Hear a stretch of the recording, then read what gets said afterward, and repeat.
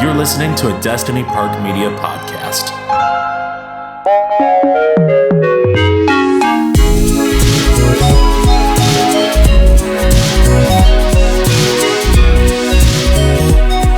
Smash the subscribe. Suck the dick. Drink the piss. Come on, bro. You're in the 90s. Step out of it. Or in the early 2000s, I guess, for more accurately. Yeah. Welcome to the Oculus Slide podcast. I'm Michael D. And I'm Michael J. Smash the like button. Smash the like button. Smash the subscribe. Share and describe. Share and describe your distaste. I was in Minneapolis last night. Oh, downtown? Yeah, and I got to witness some of the Kendrick Lamar fandom. The fandom, yeah. And I saw a young man dressed as a bottle of mustard. like I think you should leave style. Oh my god. Yeah. Somebody would, man. Somebody would. I forgot about that concert, but I was visiting my friend in their apartment. And, okay. They said, street parking is free on the weekend. And then I got there and it was like $6 an hour.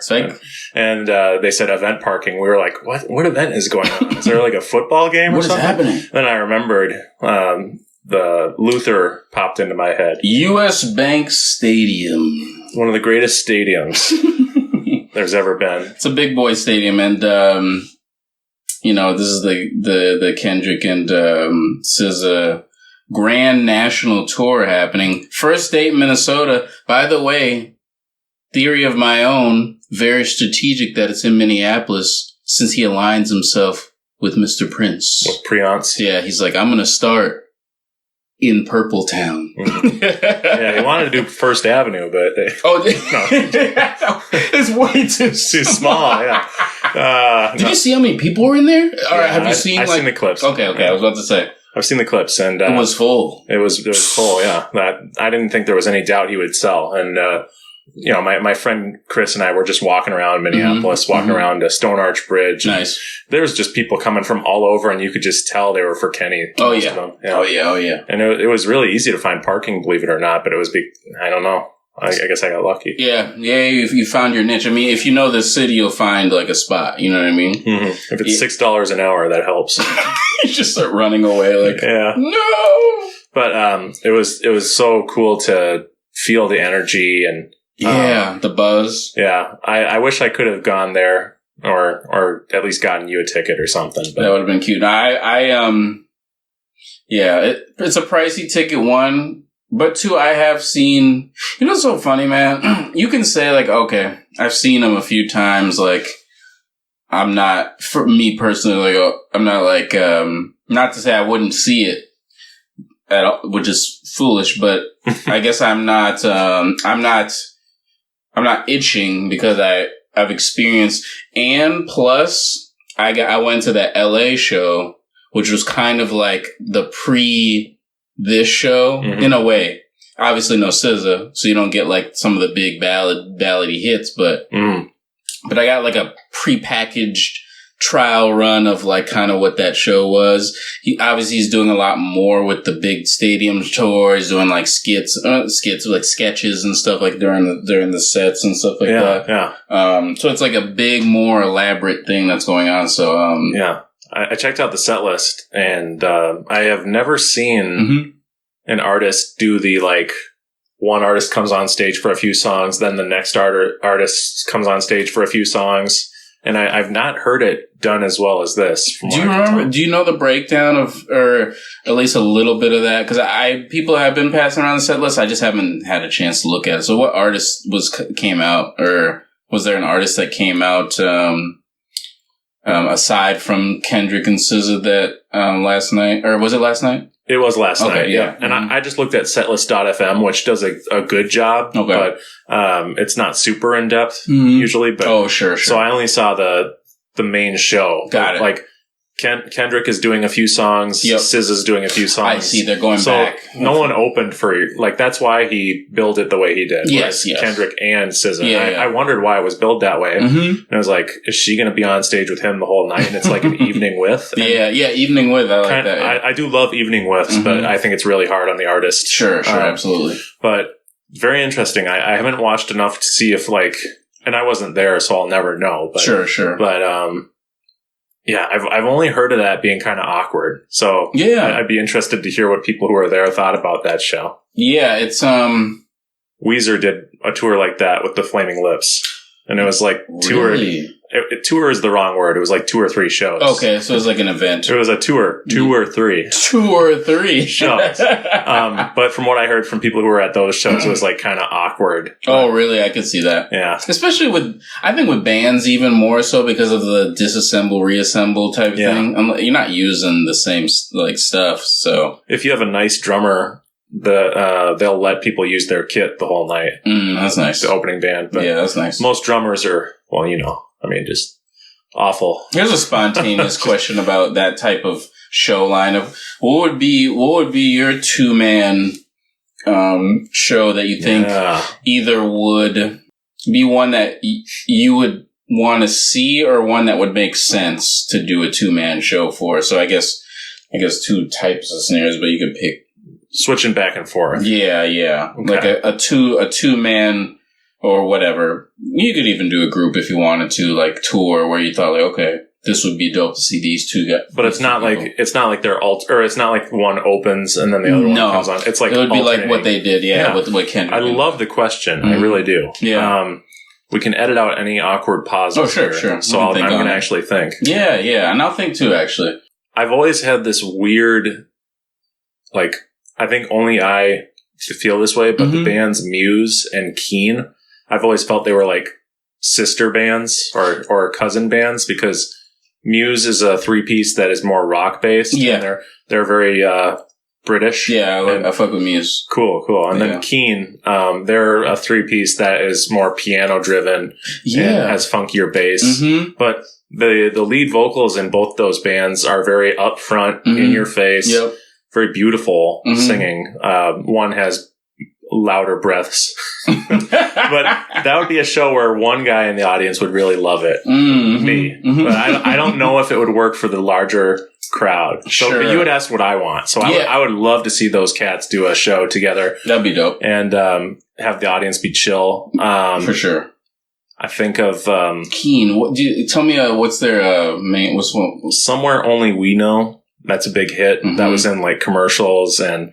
Yes, I know that song. Yeah. And if you have a minute, why don't we? Yes. You're like, that's definitely softer. That's definitely you're right. That would be interesting though. Yeah, I mean, who would be your first man out of that show? Muse. Okay. So Muse get it started. Muse just goes nuts. And Stockholm Syndrome plays, which is like one of their heavier riffs, and then there's like a loud fanfare rock ending. Damn. And then they're like, we'll be right back. And as everyone's like, whoa, that was awesome. Like 5 amazing songs back to back. Then all of a sudden you hear these drumsticks click together. And then just like the most beautiful, everyone takes a breath and holds hands and they're like doing some lighter stuff. Cell phone stuff. Yeah, thank you, cell phone. Nobody has time for fire. Good old man. Lighters. Fire good. Fire good. Fire good. And then I like to think about like the Beach Boys and the Beatles. They're Beach Boys and the Beatles. They're not around no more. Of course. But that would be like a cool, like, a historic tag team. And if it was like a good-natured rivalry, because those guys had a good-natured competitive rivalry. Sure. That'd be really sweet to see. That would be nice. On my end, I would probably do... I don't know why this is not one I would do, but it keeps like coming to my, or not one that like I would go to at first, but it keeps coming to my head. It'd be really interesting to hear like a Lupe Fiasco and a Mos Def set. Like, I think they're both like of the same, like similar faith, and like they kind of almost have like similar like delivery styles, but very different catalogs. Mos Def's definitely more like black centric and like Afrocentric style, but like he's super hip hop. Like like 5 element, or don't kill me. I can't remember if it's 6 elements or 5 elements of hip hop, but he's very like rooted. And he's like like a true MC. And then like Lupe Fiasco is like this steroided out version of that. Sure. Basically. So like, love it. Yeah. Like the lyricism's like times 10 and but the swagger is like a little bit more. So it's more accentuated. It's like more influenced by like a Jay-Z swagger, or like a Wayne-ish, like early Wayne like swagger, but it's, Chicago versus Brooklyn. So, but I think that would be really cool. I think I could see that really working. I like that. Yeah, I would have, I'd have most start, and I'd probably have him do,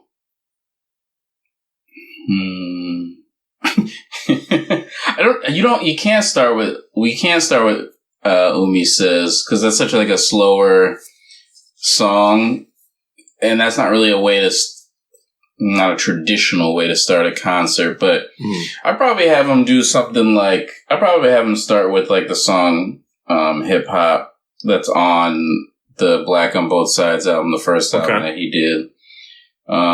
Just kind of like a very traditional hip hop beat, and just hard raps. And then I'd have Lupe come right after that song. And I'd have Lupe do like something off of like Food and Liquor, like, Real. I'd have him do Real. Yeah, the song. That'd be hard. Those 2 songs, like, back to back, that'd be really hard. Yeah, that'd be dope. I like it. Yeah. All these shows sound really fun. I'm wondering why it doesn't happen. Yeah, yes. Tour managers and people behind the scenes, probably. Yeah, and artists also.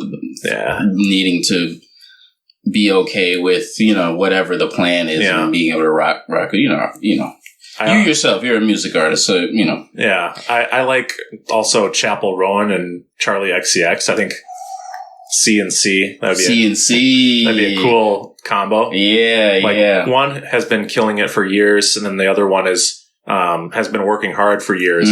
But there's like a freshness and then also like a celebration. Yeah. I don't know. That'd be dope. I think that would be really cool. We probably should, we could be tour managers. By the way, probably a horrible job. Yeah. You know what I mean? Not horrible in the way like the music standpoint, but like being the person responsible of setting up all that and making sure it runs like a well-oiled machine. Like that part's... It's probably not a very gratitude-filled job from the musicians and the crew. No. It's like anything, right? You'd have to be really passionate in order to pull it off. Yeah, and very like on top of everything, timing and everything. Yeah, I'm not the best with details, so yeah, me neither. Maybe we shouldn't do that. I mean, I know we already signed up for it. Yeah, now that we've already put our hat in the ring. Well, that was cool. No, I've only heard of that, like I mentioned before. I'm not trying to be a broken record, but I have no problem with drummers. I know earlier I said something about drummers, but sure, I love drummers. No, drummers are great. There's a fun like playfulness between musicians where you joke around about the bass and the drums. Yes. Yeah, you are in the biz. You're in the biz in that way, so you know the dynamics between everybody. I'm real. Yeah, I'm real. I'm here. Real recognizes real. Thank you. Exactly. They can make fun of the singer and the fact that I want my guitar louder than everything. So you can throw it back. Yeah. As long as I'm the one saying it about myself, it's fine. But if they do it, I go, shut you fucking bass player. Get in the fucking bag. Just for that, those stage lights are broken by you now. Just smash. It's just a dim. Yeah. I take my guitar and just smash the stage light. Yeah. Very reckless. Well, speaking of music, I have news. Oh, sure. Let's hear it. I finished recording the guitar solos. My guitar solos for the new Dermot record. Nice. And, I wanted to tell you how it went just for a bit. Yeah, let me know. Won't take too long. Yeah, what the deal is, man. So I was really feeling cocky. Not cocky, really, actually, but more like self-confident. Sure. But I have a hard time saying that in a positive way. No, I was feeling confident, and I told the producer, I'm like, yeah, we should only need one day to knock him out. And then I was like, whoa, why did I just say that? And but I still kept up the confidence. And I was feeling good, practicing every day, of course, as I do. Absolutely. Doing my road work with my guitar. Yeah, the real road work. Yeah, the fret is the road. The fretboard is the road. Not one fret. Yeah, there you go. I'm good on the one fret.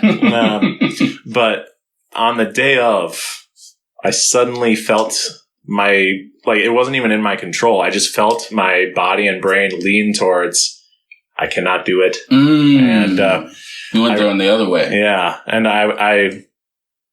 it was shocking because it just seemed like it happened out of my control, but I think it's just like muscle memory and like I'm used to feeling a certain way. My body remembers. It's like, wait a minute. And this is why do I have the confidence right now? That's like the Ippo thing where I'll tell you about that. There was an Ippo episode about someone's body remembering something. Oh, yes. Tell me. Yeah, you'll have to remind me. I will. I forgot about that episode. No, I got notes. Yeah. Notes up the wazoo. There we go. You're like, you should place them somewhere else. They shouldn't be up there. Yeah. But I felt the unconfidence, and I get there, and producer and I catch up. We haven't seen each other in a while, and we start getting to work, and it becomes clear that after 1 take, 2 take, 3 takes, I'm getting better. Yes, but I have the yips. The yips. Have you heard of this? Yeah. Just the like. It's the jitters, yeah. It's the jitters and the frustration of like once you hit record.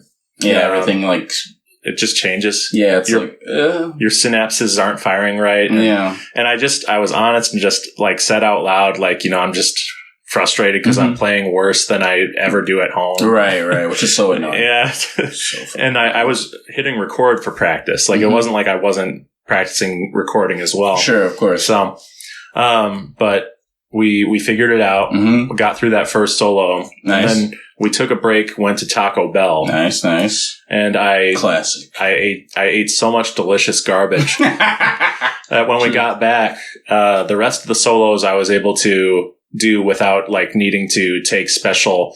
I don't want to reveal any of our recording techniques, but for that first solo, we had to really psychologically make me feel better. Sure. Absolutely. But for the other ones, I was able to do full passes and just comp. Nice. Very nice. Play the solo in full and just like do it again. And you were in a rhythm at this point. Yeah. It was the sugar. It was the MSG. Yeah, there you go. I'm trying to think of all the stuff that's inside. Or the S, just the sodium.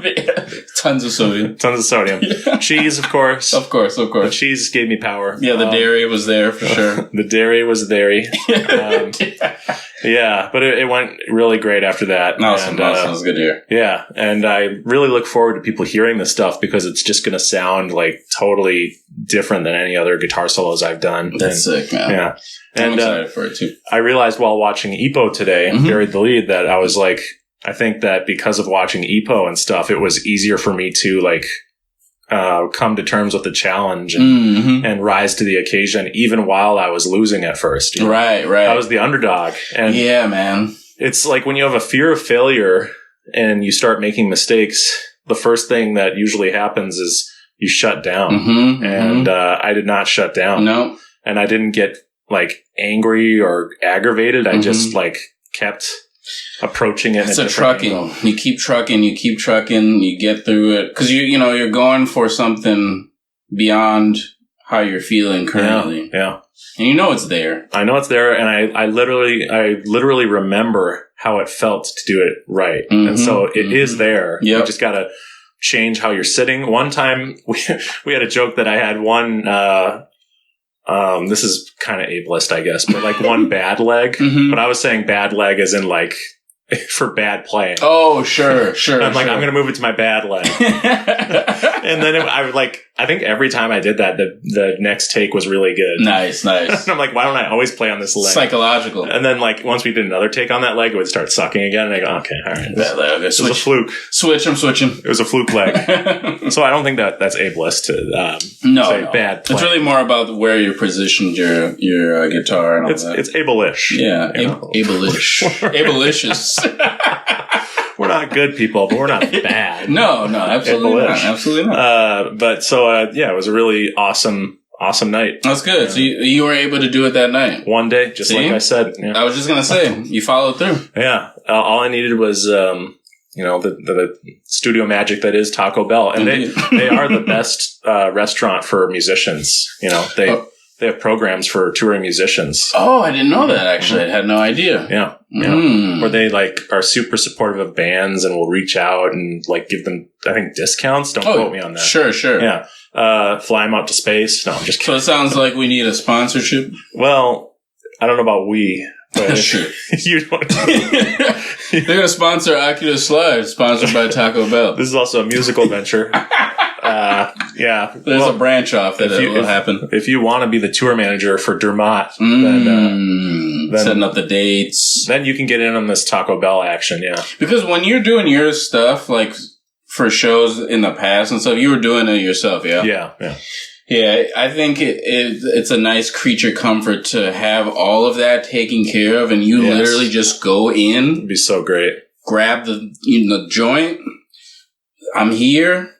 Go. Yeah. That's it. And then you just go, and then you leave. Yeah. And the homie does all of this stuff. That is the dream. I mean, that's to just focus on the being creative part. Yes. Is an incredible privilege that I think people take for granted. Oh, yeah.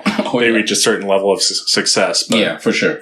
I edit this podcast, but there's podcasters who all they have to do is sit in this chair. Not this one specifically. Yeah. They sit down. They start yapping. The guy hit record 10 minutes ago, so he's talking. Yeah. They got all of it, and then the guy's like, "Are we recording?" And they're like, "Yeah, we've been recording." He's like, "All right, cool." And then they go. Yeah. And I'm not trying to be resentful. That's awesome that people can get to that point. Mm-hmm. And we're going to get to that point where all we have to worry about is just showing up and being good. Yep, just opening our mouths. And remembering to pay our taxes. I know. I know. Fuck the gov, man. Those fucking taxes, man. The government totally sucks. Yeah. To quote Tenacious D. To quote Tenacious Steve. I love a Tenacious D, man. Oh, they're one of my favorite bands of all time. Yeah. What's that album? Pick of Destiny. Is that the first? Or not the first? That's a second album. Second, yeah. And it's the soundtrack to their movie. That came out in 2006. I knew it had a movie associated with it. Yeah. I forgot. I saw it in theaters 2 times. Nice. Yeah. And was it a long music video, kind of? So it was directed by a comedy director that they've worked with before for their HBO series. Okay. I believe. Liam Lynch, I think is his name. That sounds familiar. Yeah. So it really was very cinematic. It didn't feel like a long music video. Sure. For the better, it's really good. That's good. I love that movie. Yeah.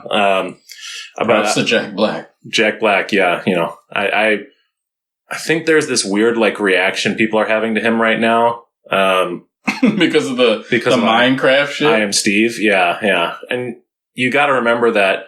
And there's nostalgia for Jack Black movies from their childhood. Mm-hmm. And how he used to be so great. Oh, sure. Wait, has he changed? He kind of looks... Well, I haven't watched the material, so I have no idea. No, but my opinion is he's always been an actor who goes to do small indie movies. Mm-hmm. He does really fantastic comedies. Mm-hmm. And then he'll do, weird reboots or weird... weird remakes or just crazy movies. Yeah, which sounds like, par for the course for him. Yeah. So I really don't understand the reaction that it's he's in the Minecraft thing now, he sucks, and this isn't School of Rock. Yeah, as if everything he did was School of Rock. Chill out, guys. That was a long time ago. Yeah. But School of Rock is one of the greatest of all time. Of course. Little nepotiz. This isn't School of Rock.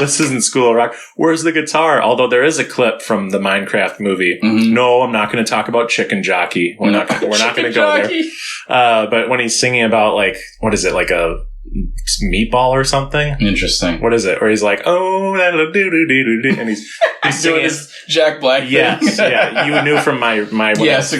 Oh, Mamacita, now you're ringing the bell. He does these certain riffs, certain approaches to vocals that are just only he does them. It's specifically him, which is so crazy to me. I'm sure it's like he pulled from something long ago that nobody does anymore, and like that's his thing now. But yeah, Tenacious D, they reference their influences all the time. Right? Ronnie James Dio and Ozzy Osbourne. Dio, yeah. Mm-hmm. No, he was very influenced by like metal vocals, and then also Meatloaf and Meatloaf. Dude, Meatloaf, really great discography for the most part. Well, really high highs. Yes. I'll say. I respect that, though. Yeah. If you can give me some high highs, that's great. Yeah. You talk about catalogs.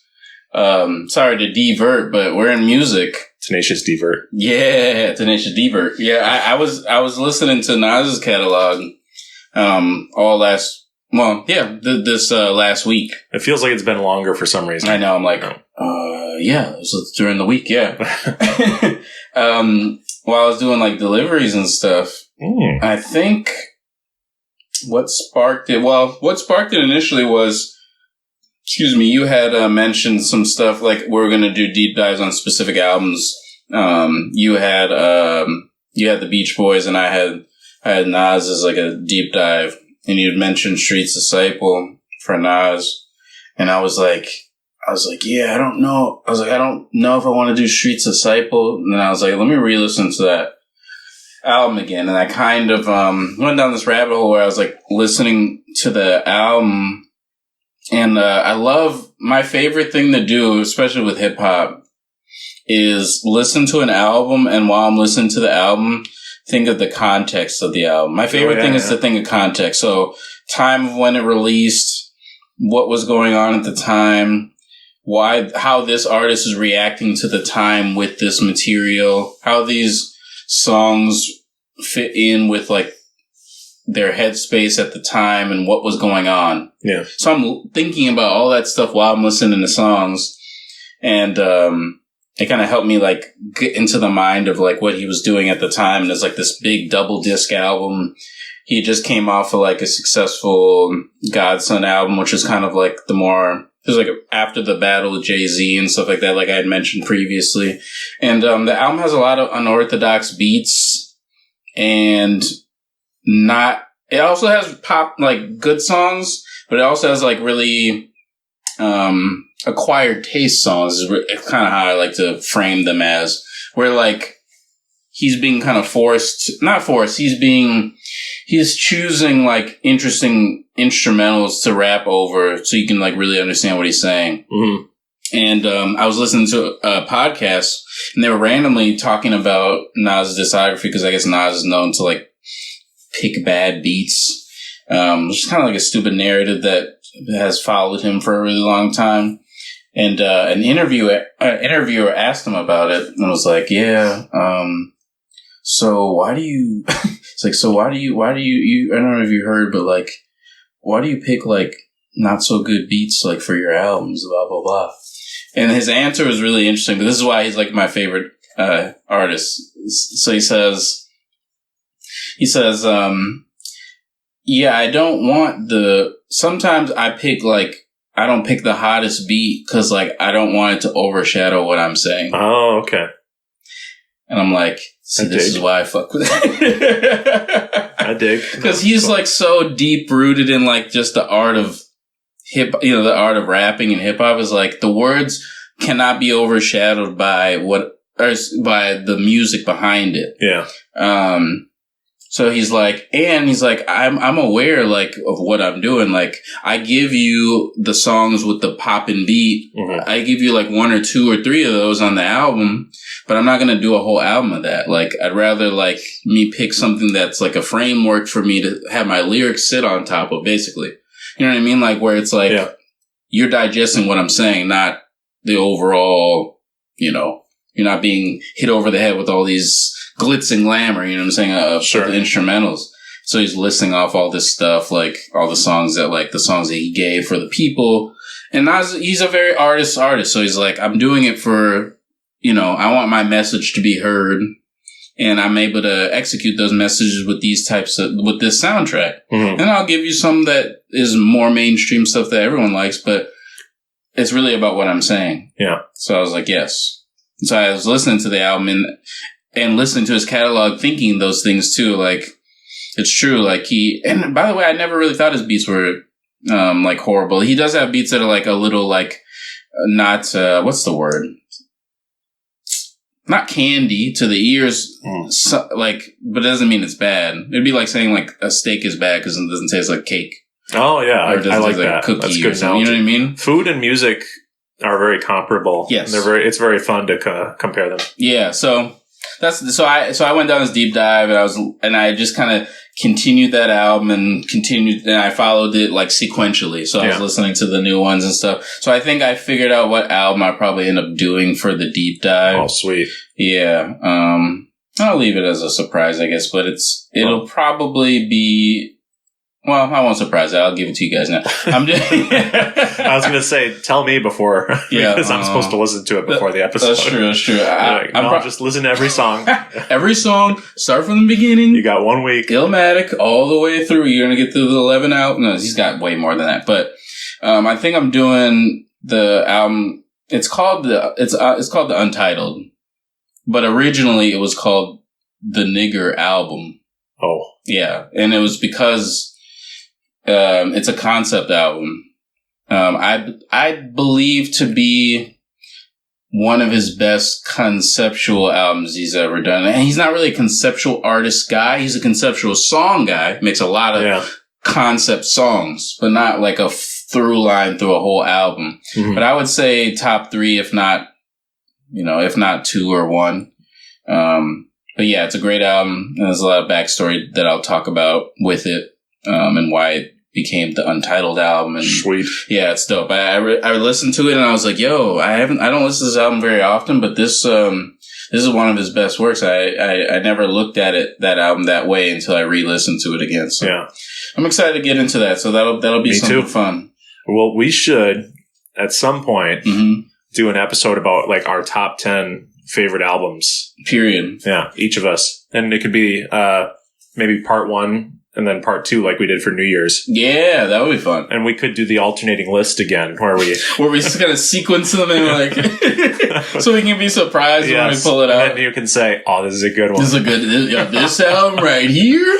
Oh, hell yeah. I mean, that's how I feel when I'm driving and I'm listening to a playlist of mine. Yes. I go, oh, sweet.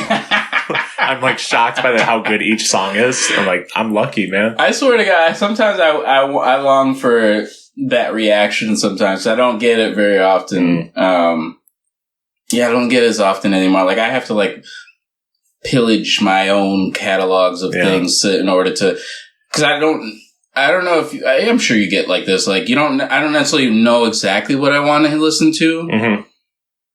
So I just kind of will dance around and then something will hit me eventually. But a lot of times when I'm listening to music, I'm not in my like, yes, this is what it's me like kind of searching. And a lot of times I just go to jazz. Yeah. Because it's like good background. I love jazz. So. Well, that's great. Yeah. So no, I mean, the worst place I can get in is if I'm like indecisive about what I want to listen to and keep going to my phone and changing the artist and playing one song. That's what I'm talking about.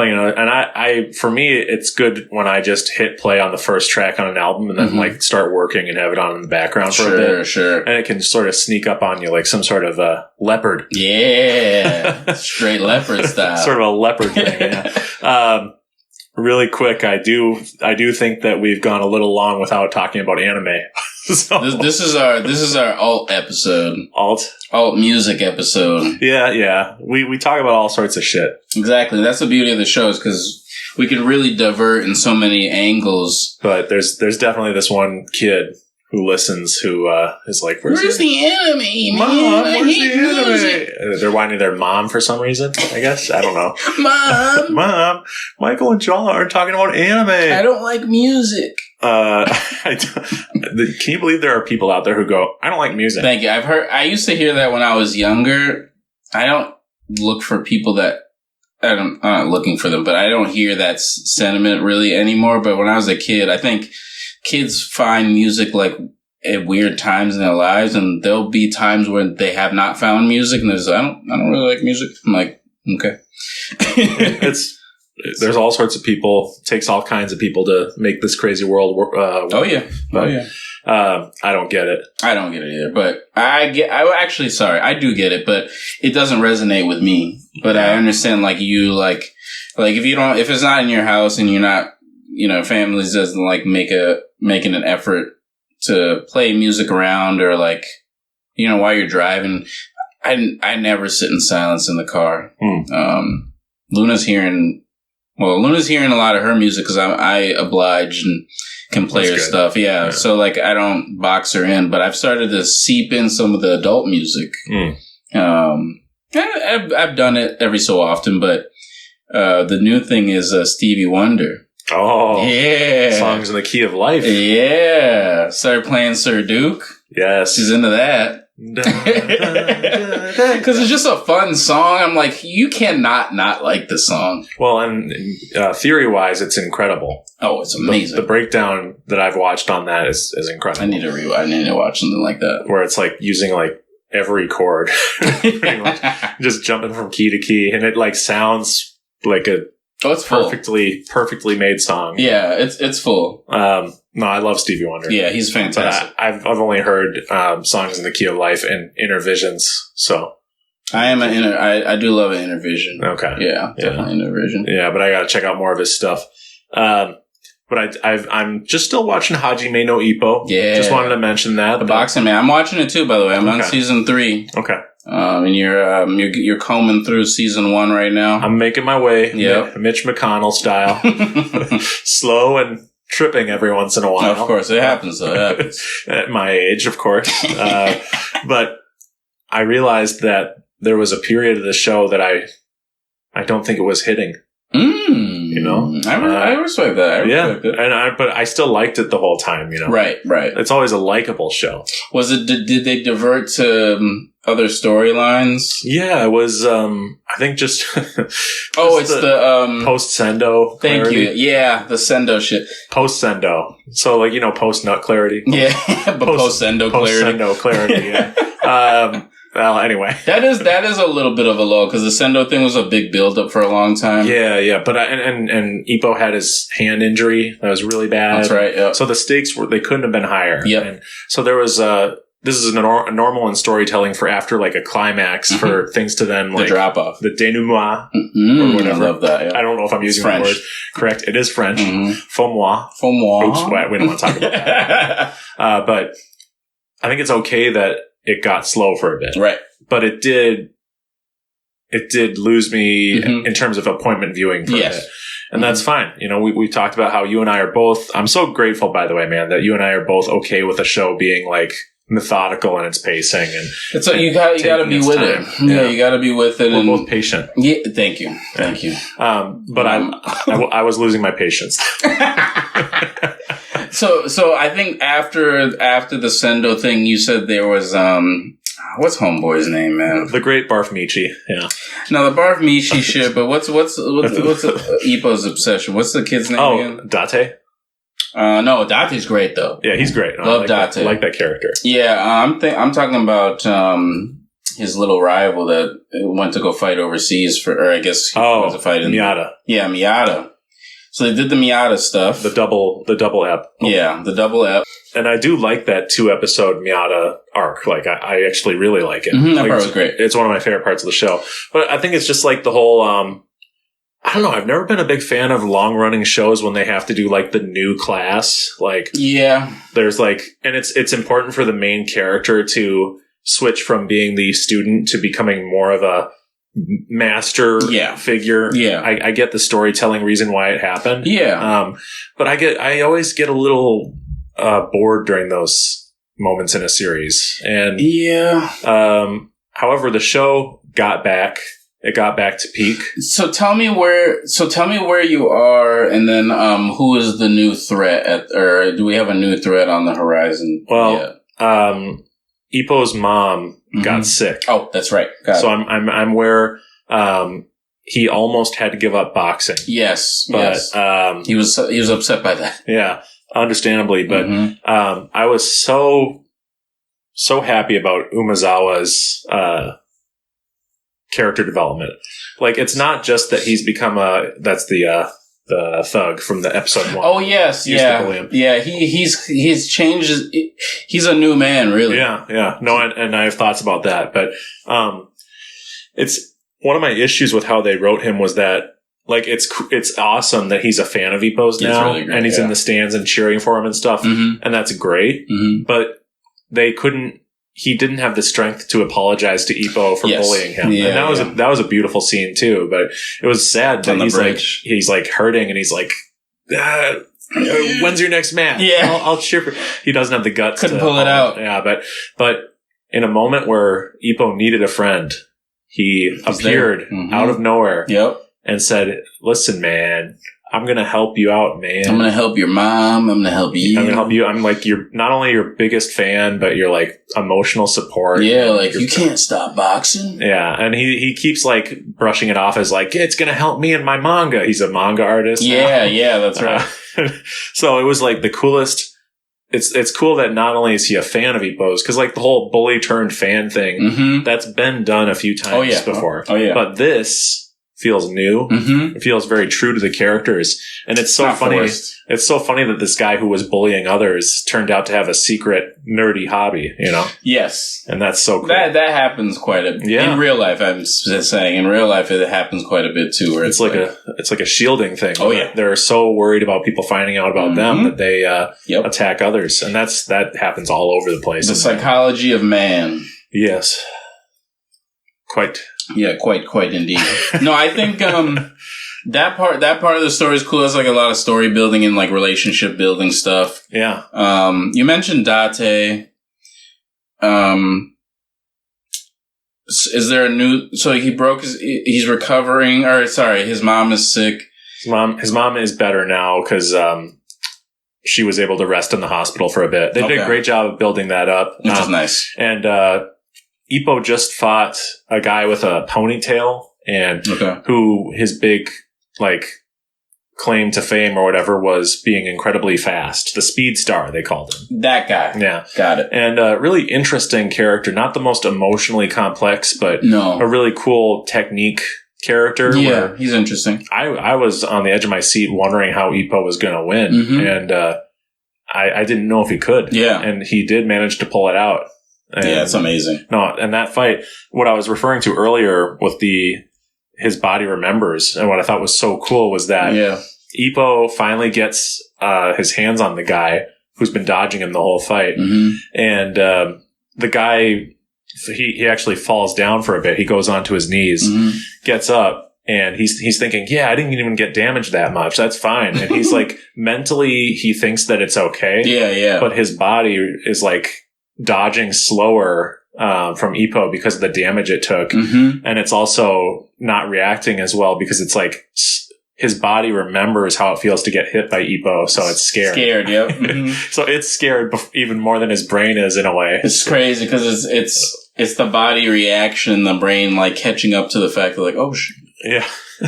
But this is frightening. Very, very interesting character just because he seems like a pretty good sport. But he like is ruthless to Ippo in the ring. Have you seen the Russian kid yet? Literally, the episode I left off on is Vorg. Is that his name? Yeah, and the Fang, the White Fang. Is that what he's called? Ladies and gentlemen, he is at the Vogue. Okay. Yes, Vogue. I'm excited. I'm so excited to hear what you think about this whole part that you're getting into right now. This is heat right here. Okay, yeah, because I you're feel moving into heat. No, and I want to be clear that once Umezawa came back, then I became fully like back to peak. Yeah. And them presenting him with his new uniform. I love in an anime when there is. Sorry, I'm hitting you. No, you're good. When there is a new costume for a character. Yeah. And there is like he switched. Yeah, he switched, and there's a reason behind it. Yeah. That is so great. That's really dope. Yeah. It's like not like just out of nowhere. It's for a reason. Because I loved it in the opening, but I'm like, okay, he's getting a new outfit. He's getting a new form, if you will. New intro music. Love that. Although I think I might prefer the first opening, but I did for a long time. But this is badass. And I still do prefer the first one, but I do love the second one. Is hype. Yeah. 100%. No, it's really cool. And are you the type of person who never skips the anime opening? Usually not, unless usually not. Or are you wrong? If it's good music. Okay. I'll skip it if I'm not into it. But, okay. Generally, me and you, we generally try to watch shows that have good anime intros. Yeah. Or an outro, but intros that are important. Yeah, I think that you'll notice more lower, I don't want to say lower quality, because there's people who worked on them, but sure. Lower quality outros or endings. I'm not a huge fan of some of the Ippo outros, but totally. Yeah, but the intros are fire. Yeah, so. Yeah. No, I love the intros, and I've noticed that the character designs on Ippo go from being the most satisfying, awesome designs ever to being just completely repugnant and ugly as hell. Yeah. There's some shots of Ippo I've been wanting to send you where he looks, you should. He looks so bad in some of these shots. You should. I'm sure it's like some lazy work. And it's not even the gags. And by the way, the gags are getting better, I think. Like when they're at the karaoke. Oh, that's a good one. They're singing the Champion song and everyone's like doing their own dancing to the song. Good. That's good. That's great. Show's got a lot of funny the show's not afraid to be funny. Yeah, it's so weird because there's so much heightened cartoonishness to the show. Yeah. And then the emotions and the characters, a lot of the times the characters' actions make them feel like not like well-developed characters, but like real people. Yes. And it's the complexity that the shows, how the show like really shines, because it's not just one thing. It's not a fighting show. It's not a comedy show. It's all the things, you know what I mean? Yeah. Yeah, so. And when Barf Michi, it was revealed that I won't ever call him Yamada. I think Barf Michi. When they revealed that he was moving and he's telling his mom about how good this has been for him and he's not the same as he used to be. And then they have that final spar where everyone spars with him. Oh, yeah. Just beat up. I didn't fully cry. This is not Kotaro Lives Alone, which, by the way, we have news about that, I have to tell you. Yeah. I'm excited. You're not going to be excited. Oh, damn it. It makes me feel bad. No. You're gonna cry now. No. But I nearly cried. Yeah. Because it was just so well done. And there are some arcs in a story that are actually better after you finish the end of it because you realize what it was building up to. And I think this section of the story, when I rewatch the show, because I intend to rewatch this, it's going to be much better because I know what they're doing with this barfer. You know how hard it is, like, for me to not go back to the first season? Like, as I'm watching the third, I'm like, yo, I do want to, like, go back because there's some fire shit that happens. And there's fire shit that happens in the third season, too, but the first season is like it is the show, and then there's the afters. That first 30 or so episodes is just like a masterpiece for me, bro. This section you're getting into right now. I'm gonna probably tell you to give us. We got to talk about that, like that section, the long form. Yeah, the Vogue section. Or Vorg, as I call him. Yeah, Vorg. I'm saying I pronounced it wrong. He's Russian or something, so like it's the dub for this show mispronounces a lot of words, by the way. I'm sure. Like, I think stuff that I thought I mispronounced on the show, or like, you know, when Lando Calrissian in Star Wars, he would call Han Solo Han. I don't, but that's funny that Han. And then every other character calls him Han. It's like that type of shit. Is that on accident? Or on purpose? I believe it was on accident in the original film, Empire Strikes Back. And then they added a reason for it in the Solo movie. Of course. Because in the new Disney Star Wars movies, they have to have reasons for everything, and they need to explain every bit of dialogue in the original trilogy. Because they know their audience. Yeah. I don't know if they do, because people hate Disney Star Wars more than I hate. That's true. What I mean by, that's true. That's true. They don't know them well enough to know like how to execute a proper movie, but they know that they don't want to try anything new or daring. Thank you. Yeah, so that's the piece I'm saying. Yeah, there you go. They're scared. They know that they want to please the other executives. That's it. Oh, so Han in one of the old movies mentions a Calrissian run or whatever. No, that's Calrissian's Lando's last name. Calrissian. He mentions I can't remember. He goes, I got this thing through a par zarp in 1.2 seconds. And then in Solo, they're like, oh my gosh, it's a par zarp. You know, like it's like referencing it. And then there's a scene in Solo where this guard for this like camp, I guess you would call it, like a really scary internment type place. He goes to Han, or no, he's actually, I think he's trying to get on like a plane or something. Oh, sure. But he's like, what's your name? And he goes, Han. And he goes, what's your last name? And he goes, I don't have one. And then the guy goes, everyone has a last name. And he goes, I don't, I'm just by myself. And he goes, you're alone? Han Solo. And he's doing it sarcastically. Yeah. And I'm just like, this sucks. Yeah, it's horrible. Stupid as shit. I see what you're saying. Yeah. They really just had to sell like why we call him what. Why? Yeah. Like, and then please. they in this movie they have the scene where Han Solo and Chewie meet. And in this same movie where they have Han Solo and Chewie meet, they also have to do this par zarp or whatever is in this app. I'm not a Star Wars. I don't get it. I'm so jealous, man. I'm jealous. Are you? And the thing is, that's like one of the good Star Wars movies. Yeah, I heard Solo was pretty good. Yeah, so that's... or at least I guess actually, the shit is always divisive. Everything's divisive with Star Wars. Well, in my opinion, which is the one that matters the most. Absolutely. For you. That's true. Is I liked it. See? That's all I care about. Yeah, although I am... To go back to Ippo, I am worried that none of these guys are learning how to shoot key, you know. No one shot...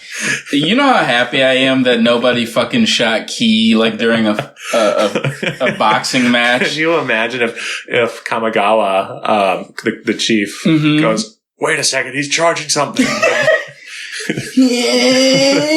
This guy that Ippo's fighting as a normal boxer just starts going, just in the ring. There's a great webcomic where it's these two guys boxing, and one guy starts going, Kameha, and the other guy interrupts him and goes, I quit. I quit. And then it shows him like after the boxing match, I think at a bar, and he's like, listen, I know he probably couldn't have done it, but I wasn't going to stick around and see if he could. That's so fucking hilarious for one. Isn't that great? But I would have been out. If he would have shot a fucking fireball in the ring, I would have been like, okay, this show's over.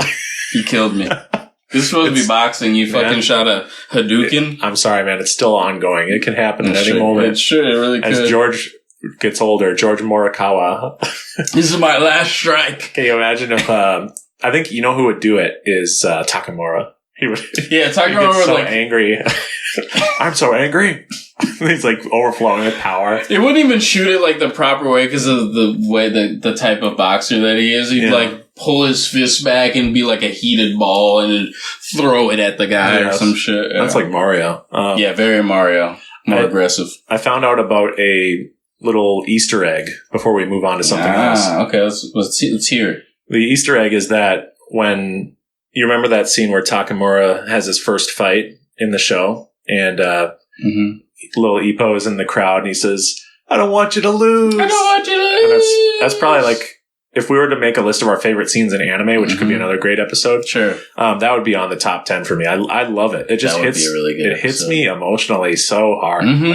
And he sold that line really well. I think that's what it was. I think that we were right the other day when we said like, I'm still watching the dub for that one voice because that Ippo is so great. He is really good. Great voice actor. His tone and he almost speaks like he almost has like this nervousness like far back. It's not like present, but like you can almost hear like he has like a very like it's kind of unsure, but it's not prominent. But if you listen to the way he says things and this tonally like inflection, it sounds unsure sometimes. And I realized what gives the dub its old school quality, and it's the like over examining the lip flaps, and they add extra words that are kind of extraneous. And I'm not even saying it's bad because of that. It's just noticeable. It's that Otts style of dubbing, definitely.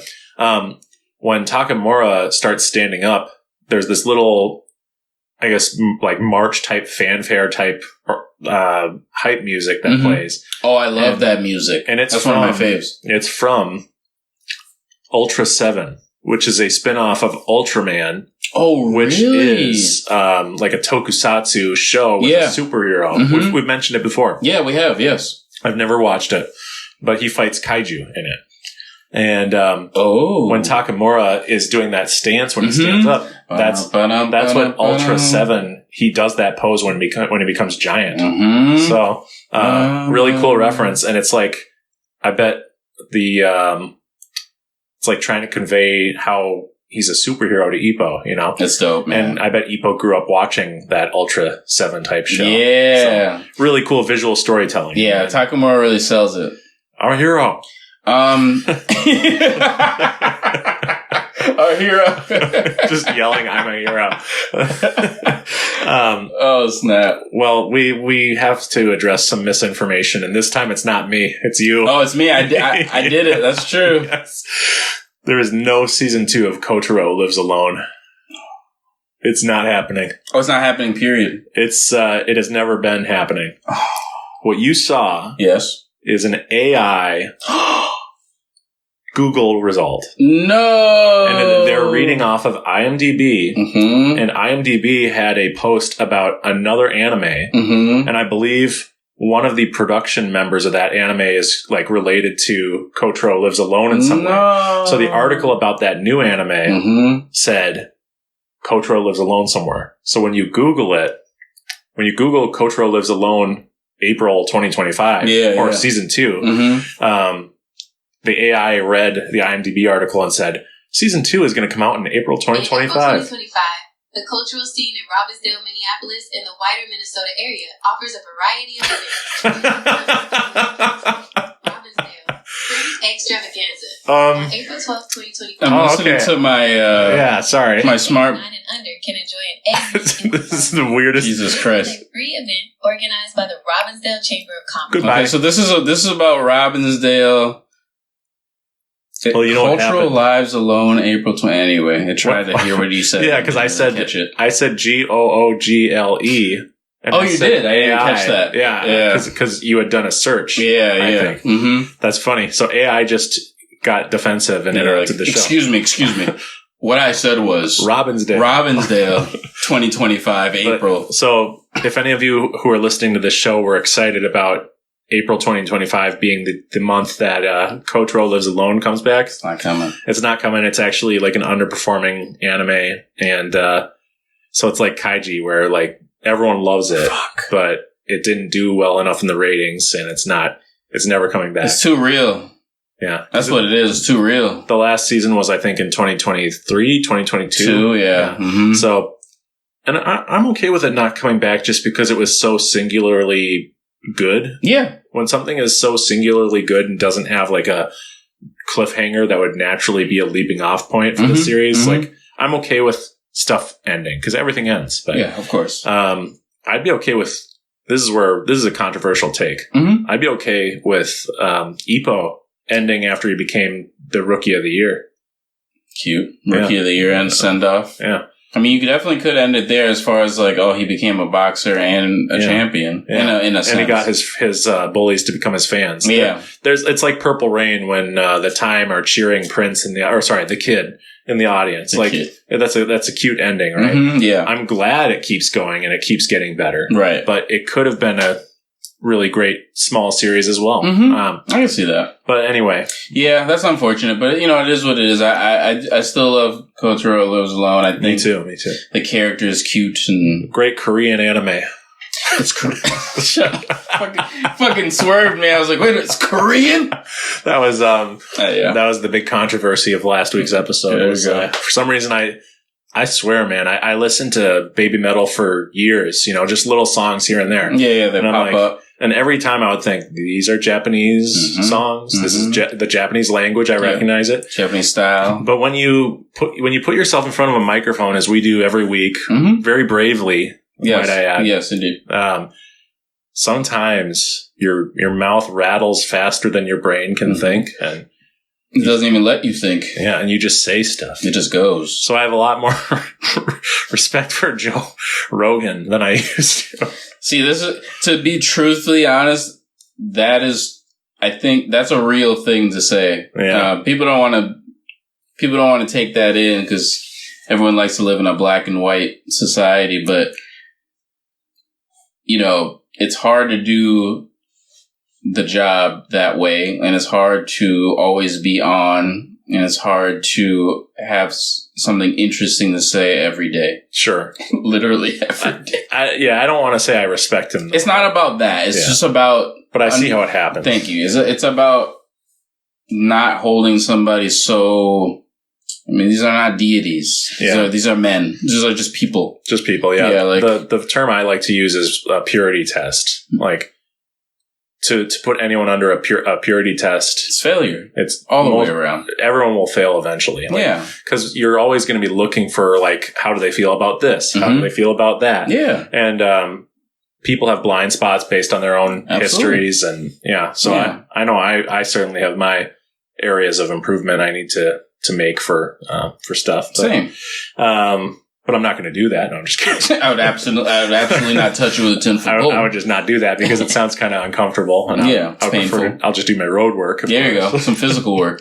But yeah, so just wanted to share the bad news. Yeah, it's okay, man. It's okay. I think I'll live.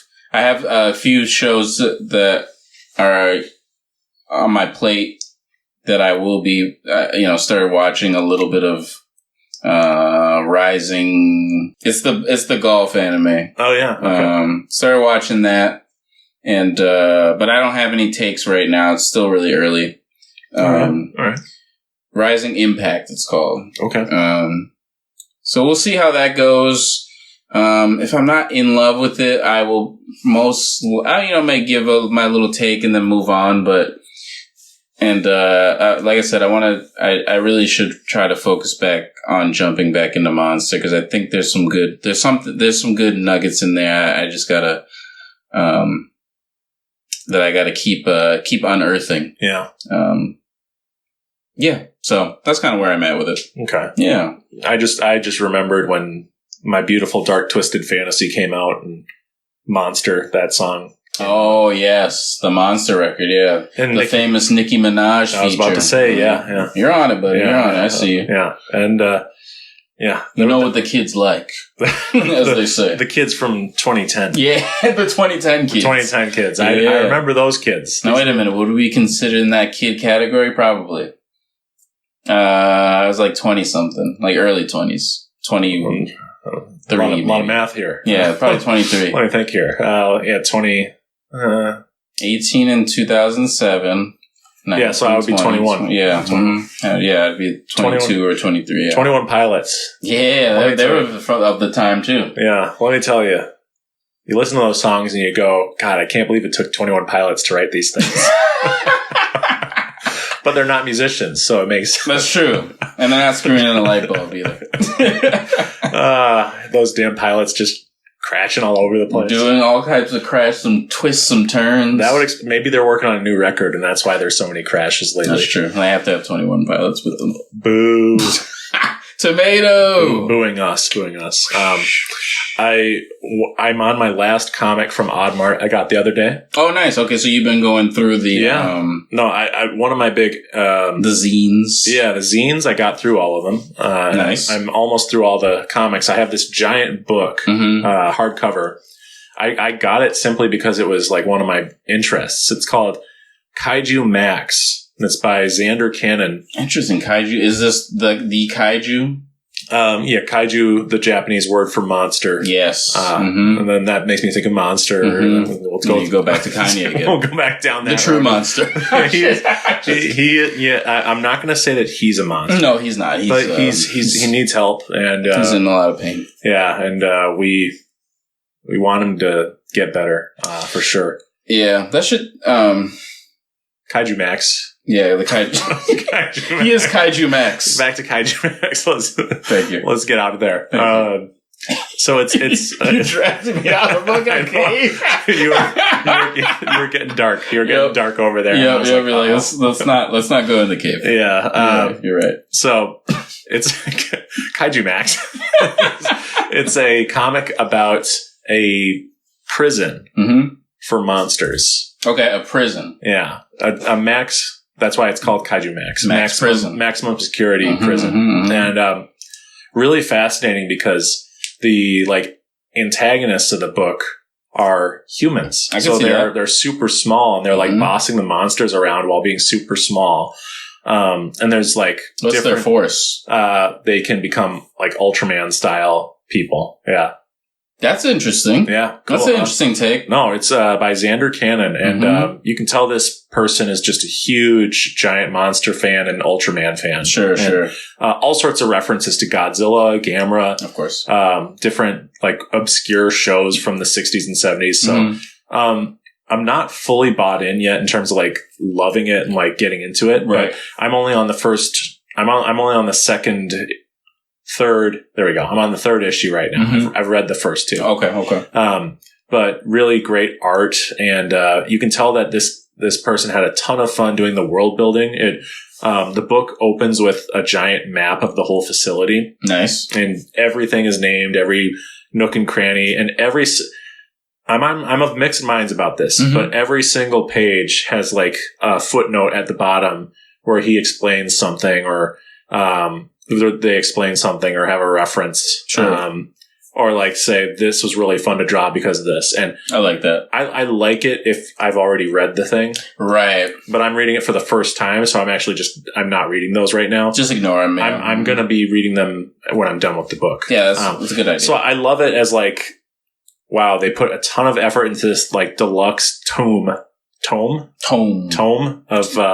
comics. And so I love it for that reason. But that's as a first time reader, I think this is meant for people who like picked up the small like 32 page comics and wanted to get a trade collection of them. Oh, sure. I see what you're saying. Yeah. It's like, this is for the people who bought it at the comic store because I think it came out like in 2016 or something. Oh, okay. Okay. Yeah. So it's a little while ago. A little while back. It was a different time. And very true. Some of the language they use is very evocative of offensive language. Like, but in order I can see that. To like portray prison, I guess you would. Yeah, it's like, it's harsher. It's like they call lizards Lizzer. Lizzer. Lizard. And then I got it. And then Crips, but it's CRYP, so like cryptozoology, giant animals, giant monsters. I like that. So there's a lot of clever stuff going on. He's building it. Yeah. He's building the context of and the language of the world, really. Yeah. And there's like weird I like that thinking. Gangs. Like not the Crips. The Crips aren't like a gang necessarily, but like one of the guys goes to the moon to meet with the mother of one of the kids who's in prison and who's a prince. So they basically are bribing him to they basically have a deal where that kid gets better treatment than everyone else. No, it's that's dope. High concept stuff. So I'm really happy to be reading it. And I have a feeling it's going to just knock me out, but it's building. It sounds cool. I like the concept. I like the world building.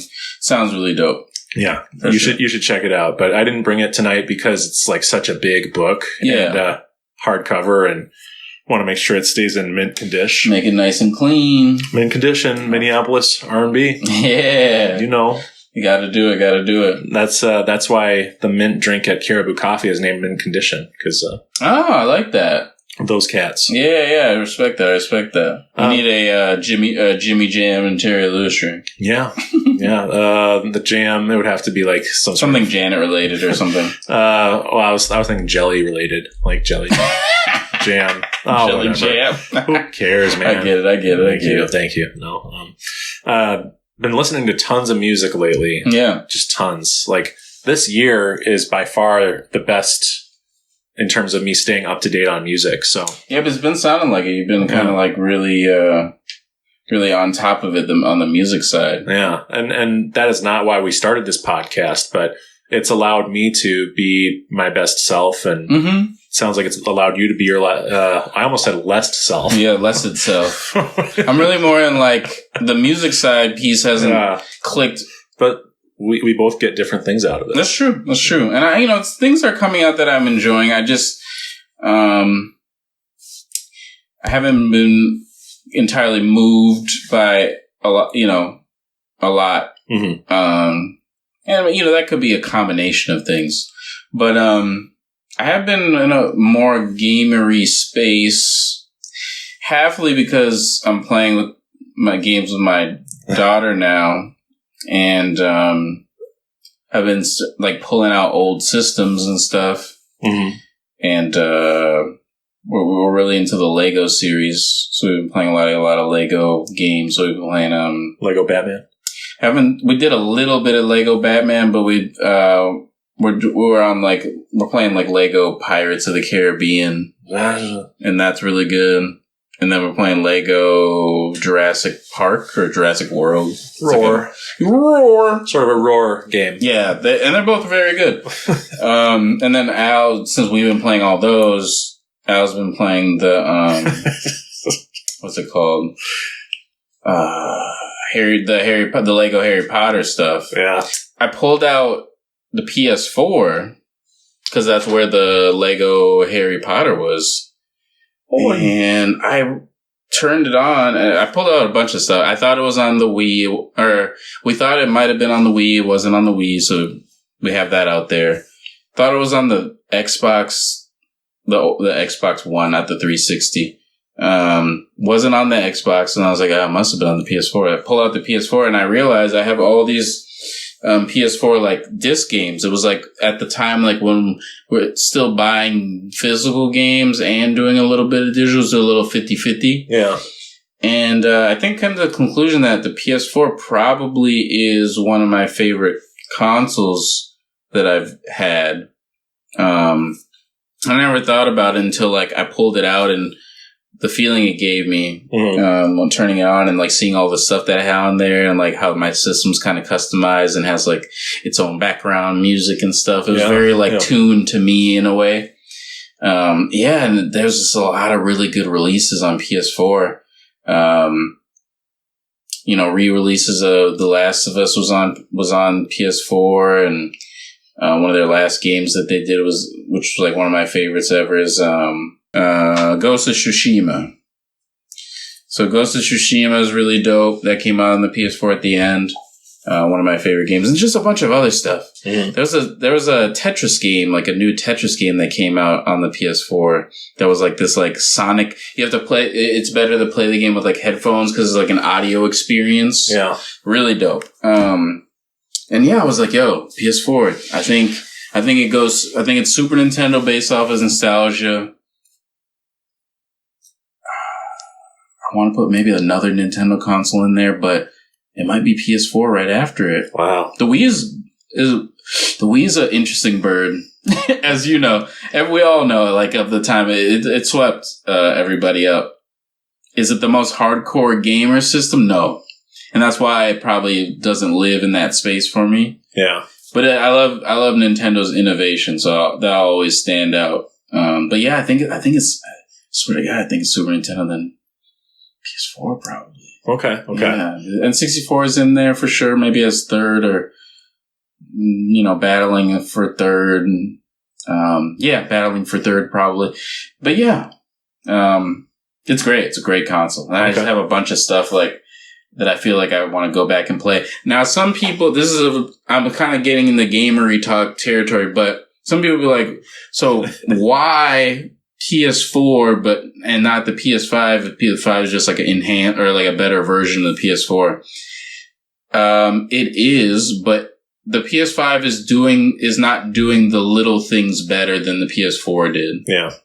It took away some features, or at least like, and from like a technical standpoint, the UI UX isn't as good as the PS4 is, as far as like intuitive.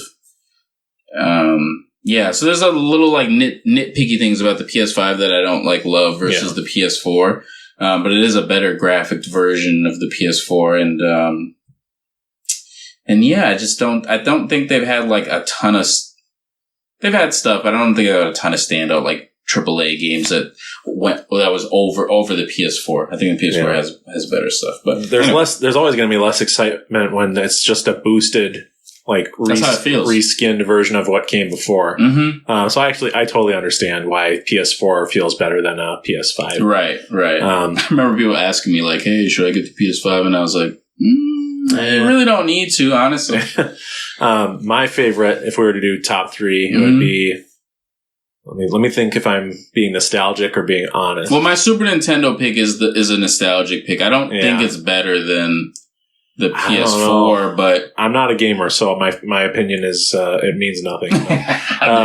I really love the Super Nintendo, 100%. But I think my favorites are. I'm trying to decide between GameCube and Dreamcast. I do.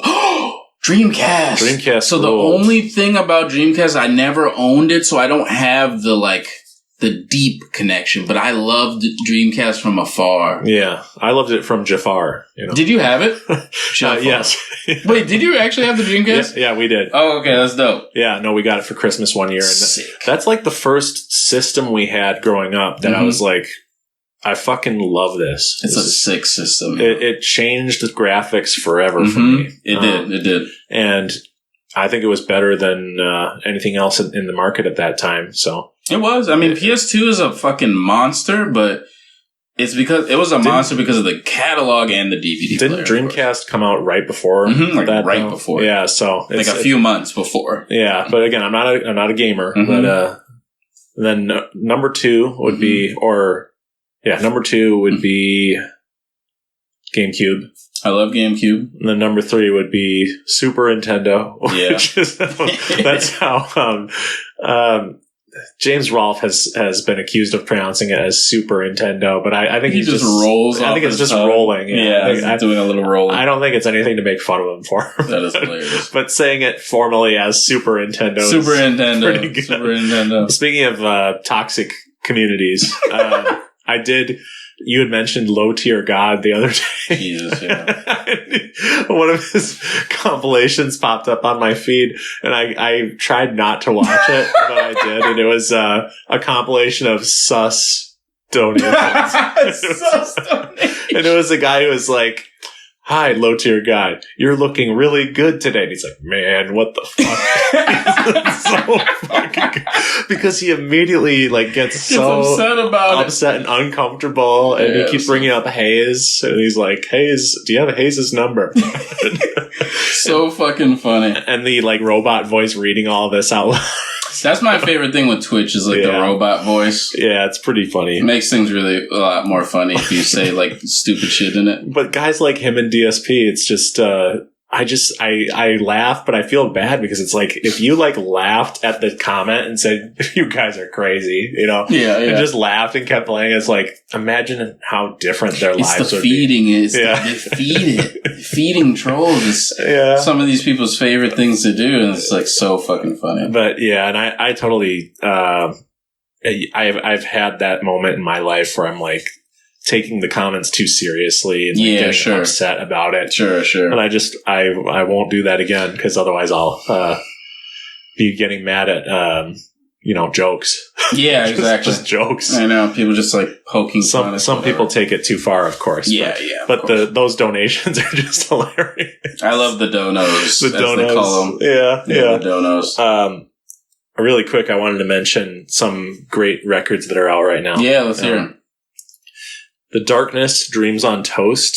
The Darkness, I think I know them, actually. Yeah, The Darkness, their big hit is I Believe in a Thing Called Love. And if you know anything about me, which I hope you do, I am a guy who loves the electric guitar. Yeah. This is a band that has 2 phenomenal guitarists. I love The Darkness. They're dope, actually. Yeah. They're actually dope. I forgot about those guys. Yeah, and Justin Hawkins has gotten sort of a second career as a YouTube guy where he reacts to music, and he's pretty good at reacting. Yeah, that's him, huh? Yeah, Justin Hawkins Rides Again. Yep. Justin Hawkins, okay. Yeah, but this album feels fresh.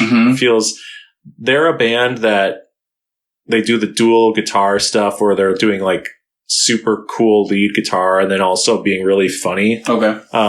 Justin Hawkins, he used to write commercial jingles. Okay. So he's good at making catchy melodies and also being clever and quick. And they've had this since they came back in 2012. Their albums have either been not super funny or maybe trying too hard to be funny and also be autobiographical. There's their albums? Yeah, their albums. They have this one called Open Fire, which I actually love the album because musically they're just killing it. Sure. But Hey guys, this is Michael in the editing bay. The album is actually called Last of Our Kind. The album does not really have many like funny moments. Like it's tongue in cheek. It's very British, dry, but it's not super funny. Interesting. And the Ideal, the Darkness album is like super impressive musically and full of amazing guitar work. But then there's like heart to it too. Yeah. And then there's also laughs. Yeah. Yeah. They're not like full on a comedy band, you know. What's up with the Darkness? Are they an older band? They've been around since like 2000. That's not old to me. But it is old. It is old in IRL. Because I looked him up. It says he's 50. I'm like, he's 50 years old? I have some shocking news for you. What's that? 2002 was more than 20 years ago. It was. I put that piece together and I'm like, so I guess he came out in his 30s, right? Yeah. Came out in his 30s, I guess. Well, yeah. I mean, that's the thing. He had been successful with writing commercial jingles and stuff, and they just, you know, they found a way. Man, that is a little freaky. Found a way to make it work. But anyway, so this album, they've released a few songs from it, and there's a song called "The Longest Kiss" that is just one of the most awesome songs of the year. Power pop, you would call it. Piano driven, but with lots of delicious lead guitar work. And really cute, heartfelt lyrics that are also kind of funny. And, sure. I was optimistic for the whole record, and it came out a few days ago, and I really enjoy it. Nice. It's just really solid, really fun. There's some genuine laugh out loud moments on it. And, the last song is called Weekend in Rome. And it's like, I can't tell what it's about, but it seems to be about just the first time that Justin got to visit Rome. That's fun. But it has like this spoken word section or two by a famous actor. And he's just reading off this bizarre poetry. And there's this orchestral music playing along with the acoustic guitar. And it's so pomp and just like over the top. It's like just really funny. And they have a song called "The Battle for Gadget Land." That's a hilarious title. It's just about like our dependence on our phones and iPads and such, but with an insane heavy metal backing and super theatrical vocals. You think I would find it interesting? I think you could at least get one fun listen out of it. If it's not your thing, I wouldn't be offended. Right. But they have this one song that does veer a little. I have this thing about like when singers get so autobiographical that you just like there's no room for the listener to insert themselves into it. It just becomes very them. Yeah, and I think that is. I get lost a little bit in those songs. Sure. They've had songs like that. This one song gets so close to that. It's called "Walking Through Fire." And the first verse is like, our new long player is coming out soon. I must admit, I'm under the moon. And they say something like, I don't think even our mom bought the last one. And, but then the chorus becomes super like rock and inspired. And it's like, I can't help falling in love with rock and roll. So they list the realities of being a band that has like a cult fan base that like nobody watches they say nobody watches our music videos anyway, but we have to go shoot one for 12 hours and you know, and the realities, and then this beautiful, awesome rock chorus. And it's like, it does melt your heart and go, God, that's fun. I love rock. No, that's fun. There's I hate myself. Just the joke of the chorus is, I hate myself. I really do. I hate myself. So you don't have to, you know, like about a girl who doesn't like him anymore. Sure. And, Don't Need Sunshine says, and I don't need an app to tell me how far I ran. I forget what the other lyrics in that song are actually, but it's just like they're doing some fun stuff. Yeah. And so when he's reacted to music, one of the albums he's reacted to is called Jellyfish Spilt Milk. and that's one of my all-time favorite albums, like top 5. Jellyfish Spilt Milk. So the artist is Jellyfish, and then it's called Spilt Milk. Got it. Came out in like 92. Oh, okay. 90s record. 92, yeah. And it's like, the singer is super, just a beautiful, elegant singer, but has like a slightly harder edge. The instrumentation is very Baroque, excuse me, not Barack Obama. Barack, Mr. Barack. Let me be clear. This is pop. Baroque pop. Yes. And dope. Super lush strings and orchestra again. And so Justin Hawkins, I don't know if he was a fan of that album before he did this YouTube channel, but I know he was a huge fan of that album and got a lot of people into it. And I can hear that album all over this. Resonating. Yeah. So it's pretty cool I love when one of my favorite artists gets into one of my other favorite artists. Yeah, they merge in some way. Yeah. That's dope. Sort of a fusion. Yeah, a true fusion. A true fusion. Fusion. That's right. Yes. Or if you wear the earrings, you don't have to do the silly dance. Yeah, I like doing the dance. I know. It's not what Saiyans do. No, Saiyans don't dance. Saiyans do not dance. Can I grow up? Sorry, Vegeta. Let's fight in the boxing ring. Oh man, if there had been a Dragon Ball Ippo, that would be a cool, thank you. I was going to say crossover would be dope. For little baby Goku, though. Kid Goku? Yeah, no more Kid Goku. Wait, that's weird that I say that, though. Well, I don't mean no more Kid Goku, because I love Kid Goku. But so what I mean is actual Kid Goku, not adult Goku turned into a kid. You mean that man? That little man. That little man back there. But anyway, so The Darkness, Dreams on Toast is a huge success. Kyle Gordon has a new album. He's a comedian artist, I should say. And I made you listen to a song called Crawl to Me, which was a pastiche on new metal. Suck my dick. Suck the dick. Drink the piss. And the whole first verse is basically just about how MTV and boy bands suck. And Sync, nah, that shit's for chicks, And, it's basically like a Limp Bizkit.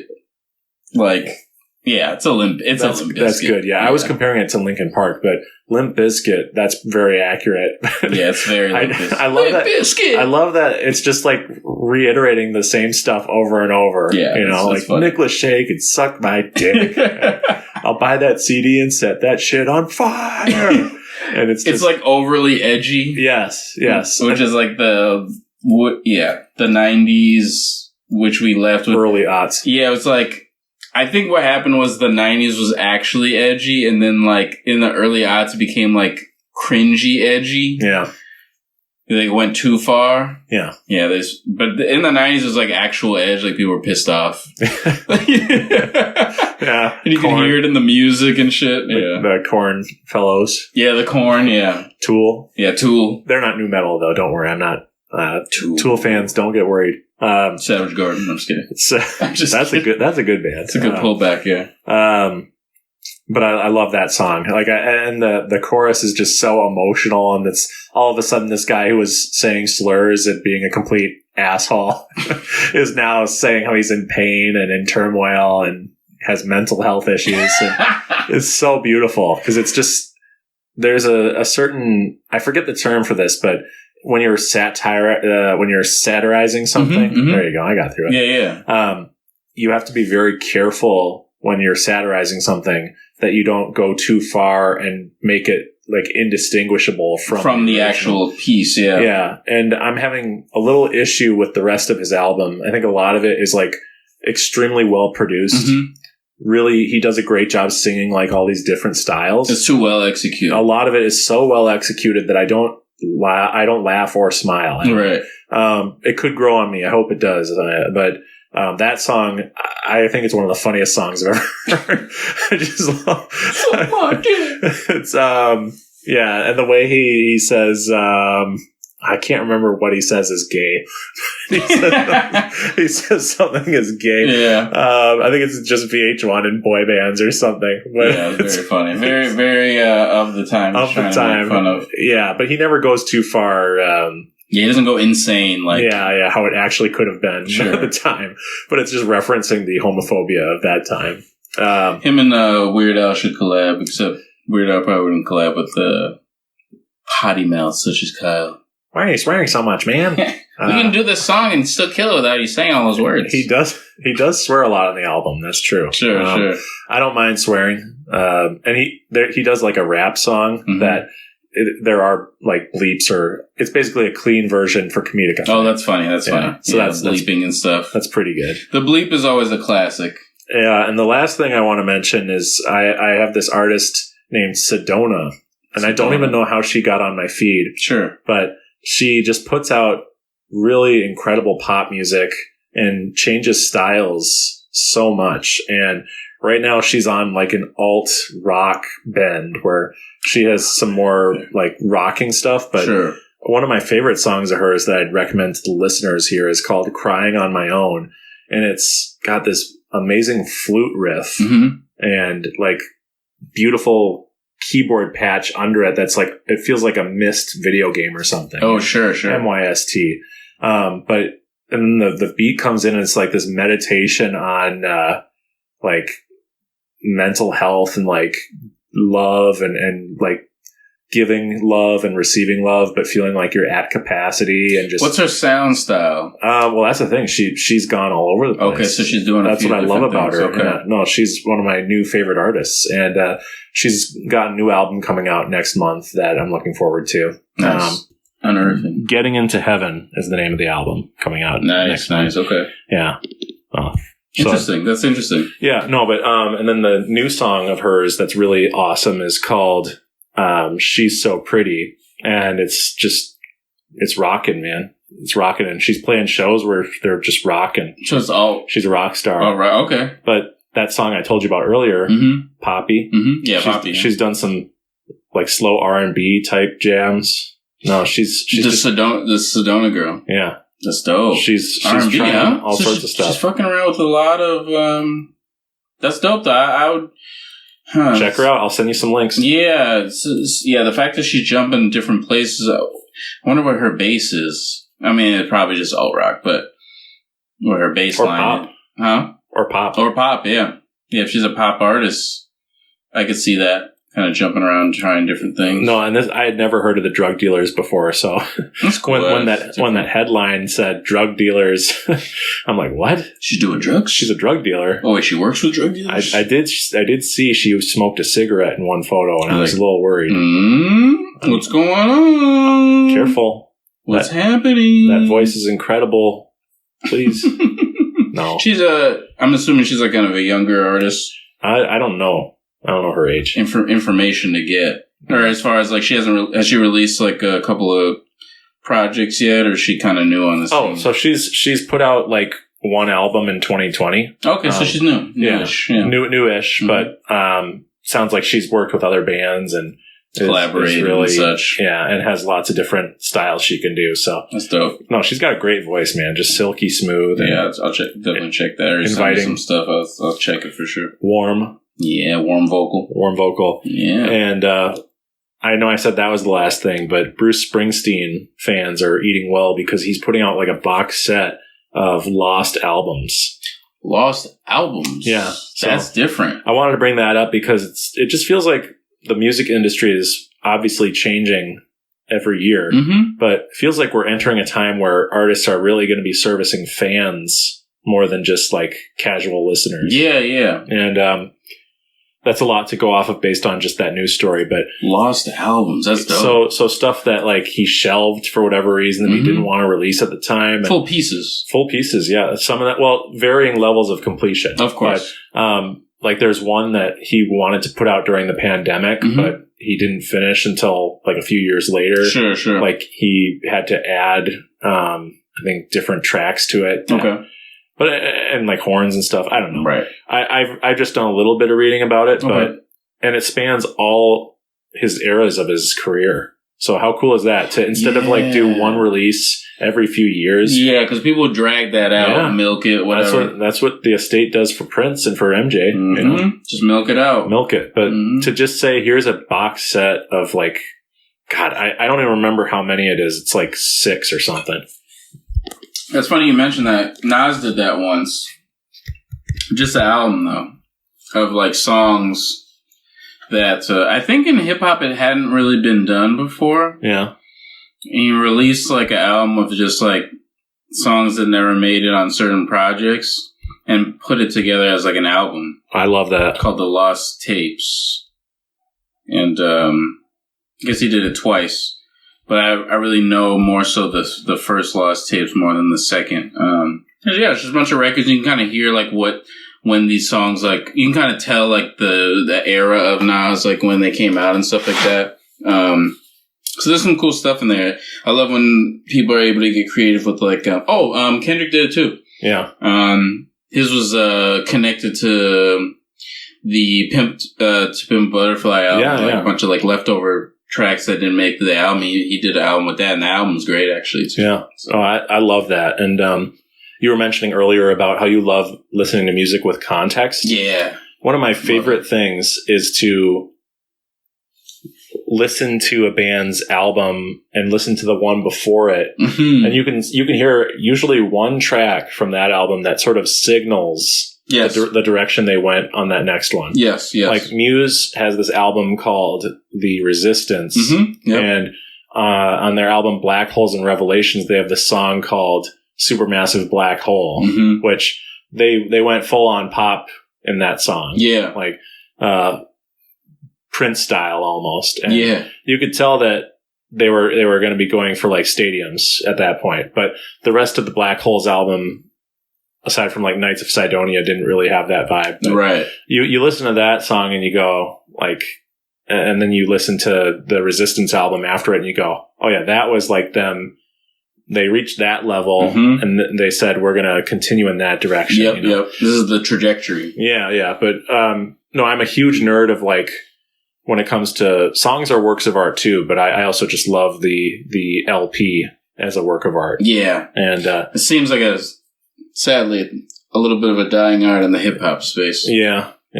But I mean, hip hop has always been transformative in terms of like, they would do stuff called, what's it called? Like mixtapes. And there's like another term that I used to download these all the time. Mixtapes. Maybe it was just mixtapes, mm-hmm. but they would put them on like blogs. Yeah, maybe like mixtapes. Mixtapes, yeah, mm-hmm. Mixtape blogs. Yeah. No, that I was inspired by hip hop for the record I did called Coffee Music, where it's like not even a full long play, mm-hmm. but it was like just 8 songs. Yeah, I love a condensed listen though. Yeah. So anyway, I just wanted to talk about music for a bit. Yeah. Thank you for indulging me. I mean, this is the music app, I think. Oh, I thought you said app.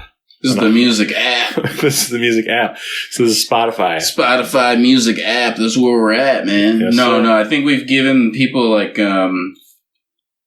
some good stuff as far as like just things that are either going on musically currently, and then just stuff that kind of we've been thinking about musically, and then obviously your current stuff that you're doing with your own music. Wheedly. Yeah. Yeah, that's what it sounds like. Yeah. Mm-hmm. There you go. Sounds good. Just wait until you hear it with the music behind it. Yeah, that was an example of one of the solos. Yes. And everyone's like, that sounds amazing. That's sick, man. I think next week, if you're down, mm-hmm. I'd love to talk about Beach Boys' Pet Sounds. Ooh, yeah, that'd be great. So what we can do is we'll both listen to it separately, mm-hmm. Multiple times, 1,000,000 times, mm-hmm. Multiple listens, and we'll get together next week, and you can tell me your thoughts on it. And I will. I will say, here's the explanation for this. I was gonna say, do you have context of the album? Yeah. No, I'm a nerd, so I'll be like, so what's the idea like behind, like, what was out at the time that made them say like we're going to do this, or like, we did talk about that a little bit last week, mm-hmm. but yeah, no, I can go off. Reiterate, yeah. If you let me go, if you let me go, and if no one's editing me, which I won't be editing. That's true. Me. You'll just be going. I'm just going to go off like Mac on Always Sunny. He got interviewed by the news, and he gets home and he yells, "Shut up! I'm on the news!" And then he's screaming about, "I totally popped. I went off for like 45 minutes talking about the traffic system." The traffic, yes. Yes, so you know what I'm talking about. Yes, I love that. I love that too. And then they turn on the TV and he goes, "It was absolutely crazy." And that's all they saw. That's all. They cut it up. They cut me up for their big story. Good times. Yeah. Good times. So it'll be like that, but without the edits. I respect it. I respect it. But yeah, no, I'm a huge Beach Boys nerd, and we've got Beach Boys fans in the listener face. So oh, nice. Okay, so they'll appreciate it. It'll be a good episode for them, and they'll say, "Wouldn't it be nice if we could talk about the Beach Boys every week?" Wouldn't it though? Until then, make sure to follow us on Spotify. Instagram, rate and review. Hit that subscribe button. Hit that subscribe button. And until next week, keep sliding. Slide on out. Slide on out of here.